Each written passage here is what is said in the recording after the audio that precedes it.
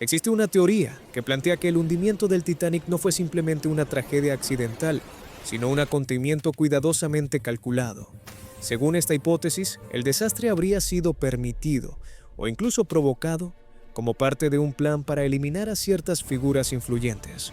La teoría se apoya en un detalle clave. J. P. Morgan, el principal impulsor financiero del Titanic y propietario de la compañía que lo operaba, canceló su viaje a última hora, pese a haber anunciado públicamente que estaría presente en el viaje inaugural. Para algunos, esto no fue una coincidencia.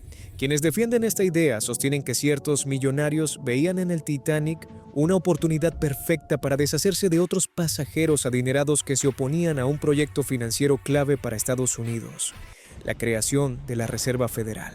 Si el desastre podía parecer un accidente, las muertes quedarían envueltas en tragedia, no en sospecha. Entre los nombres que aparecen en esta teoría destaca Isidor Straus, empresario y dueño de una reconocida cadena comercial. Su final fue especialmente trágico. Murió junto a su esposa Ida, quien se negó a subir a un bote salvavidas y decidió permanecer con él hasta el último momento. Pero antes de evaluar si esta teoría tiene sustento, es necesario entender el contexto histórico. A comienzos del siglo XX, Estados Unidos atravesaba una etapa de crecimiento acelerado. La revolución industrial había transformado su economía, su tecnología y su visión del futuro. El país comenzaba a verse a sí mismo como una potencia emergente, lista para competir con las grandes naciones del mundo. Pero no bastaba con crecer. Estados Unidos quería demostrar liderazgo en todos los frentes: industria, arquitectura, economía, transporte y prestigio internacional. Cada avance era una declaración de poder. En ese escenario surge una competencia específica: los viajes transatlánticos. En una época donde los vuelos comerciales aún no existían, los barcos eran el principal medio para cruzar largas distancias, especialmente entre Europa y América. Esto convirtió a los grandes transatlánticos en símbolos de estatus, poder y modernidad. Los británicos ya dominaban este mercado con embarcaciones rápidas y lujosas. Para responder aparece la figura de J. P. Morgan, quien adquiere la prestigiosa compañía británica White Star Line. Su objetivo era claro: dominar las rutas del Atlántico Norte. Morgan no solo compra una empresa, sino que crea un conglomerado naval, integrando varias compañías bajo su control. Aunque cada una mantenía cierta autonomía, las decisiones clave quedaban en manos de Morgan y su equipo. De esta ambición nacen 3 barcos legendarios: Olympic, Titanic y Britannic. El Olympic fue el primero y se convirtió en un éxito comercial. El siguiente sería aún más grande, más lujoso y más ambicioso: el Titanic. El Titanic fue concebido como una obra maestra de la ingeniería. Construido por Harland and Wolff, superaba las 50.000 toneladas y contaba con avances técnicos impresionantes para su época. Sus motores le permitían alcanzar velocidades notables, y su diseño generó una confianza casi absoluta. Esa confianza dio origen al apodo que lo haría famoso: el barco insumergible. El Titanic estaba dividido en 16 compartimentos estancos, diseñados para contener inundaciones internas. Se creía que incluso si varios de ellos se llenaban de agua, el barco seguiría flotando. El problema era que estos compartimentos no estaban sellados en la parte superior, un detalle crucial que más tarde resultaría fatal. Además, el Titanic contaba con solo 20 botes salvavidas, suficientes para aproximadamente 1.700 personas, a pesar de que el barco podía transportar más de 2.200. La lógica era simple: si el barco no podía hundirse, los botes eran casi un adorno. En abril de 1912, el Titanic estaba listo. Los periódicos lo presentaban como la máxima expresión del progreso humano. Los boletos se vendían como un pase al lujo absoluto. Un pasaje de primera clase costaba una fortuna equivalente a decenas de miles de dólares actuales. El capitán elegido fue Edward John Smith, un marino experimentado, respetado y con una carrera impecable. Todo parecía perfectamente calculado para el éxito. Entre los pasajeros de primera clase se encontraba inicialmente J. P. Morgan. Sin embargo, canceló su viaje a último momento, alegando compromisos de negocios en Francia. Para algunos, esta decisión fue simplemente una coincidencia.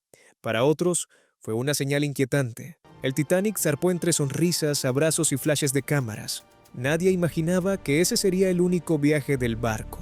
A bordo viajaban personas de todas las clases sociales, pero no compartían las mismas condiciones.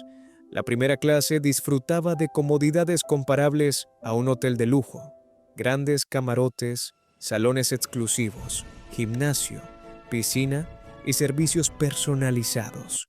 La segunda clase ofrecía confort sin excesos. Profesionales, comerciantes y académicos viajaban con dignidad, aunque sin el lujo extremo. La tercera clase, en cambio, estaba formada principalmente por inmigrantes y trabajadores. Familias enteras compartían pequeños espacios, con la esperanza de encontrar una vida mejor al llegar a América. Entre los pasajeros se encontraban Isidor e Ida Strauss. Aunque viajaban en primera clase, ambos eran inmigrantes. Isidor había llegado a Estados Unidos buscando oportunidades y terminó convirtiéndose en un empresario exitoso y filántropo. Su relación con Ida era profunda, sólida y marcada por una lealtad absoluta. Los primeros días de viaje transcurrieron con normalidad, pero al cuarto día, el Titanic entró en una zona peligrosa. Un enorme iceberg desprendido tiempo atrás se mantenía intacto y era casi invisible en la oscuridad. Algunos icebergs, debido a sedimentos internos, se confunden con el océano nocturno. La advertencia llegó tarde.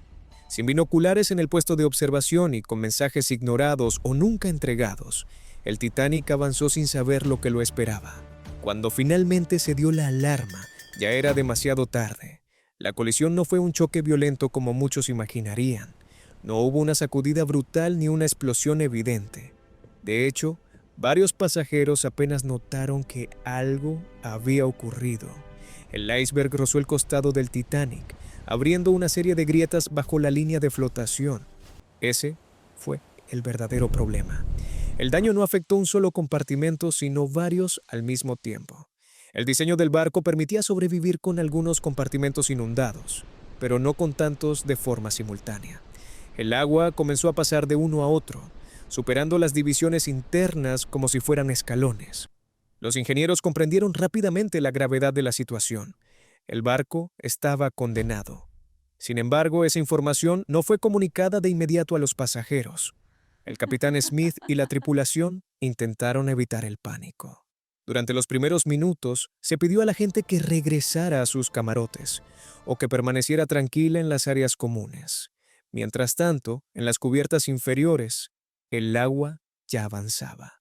Cuando finalmente se dio la orden de preparar los botes salvavidas, quedó en evidencia un problema que había sido ignorado desde el diseño. No había suficientes botes para todos. La prioridad fue clara desde el inicio: mujeres y niños primero. Pero incluso esta regla se aplicó de manera desigual. En la primera clase los pasajeros recibieron instrucciones con relativa calma. Muchos botes partieron sin estar completamente llenos, porque algunas personas no creían que el barco realmente se hundiría. En la segunda clase, la información llegó con retraso, pero aún hubo oportunidades de escapar. En la tercera clase, la situación fue mucho más complicada. Barreras físicas, confusión, falta de instrucciones claras y el idioma crearon un caos silencioso. Muchas personas nunca entendieron lo que estaba ocurriendo hasta que fue demasiado tarde.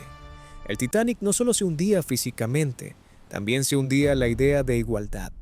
Cuando llegó el momento de abordar los botes, Ida Strauss recibió un lugar. Se le ofreció seguridad, una oportunidad de sobrevivir. Pero ella miró a su esposo y tomó una decisión que marcaría la historia. Se negó a subir.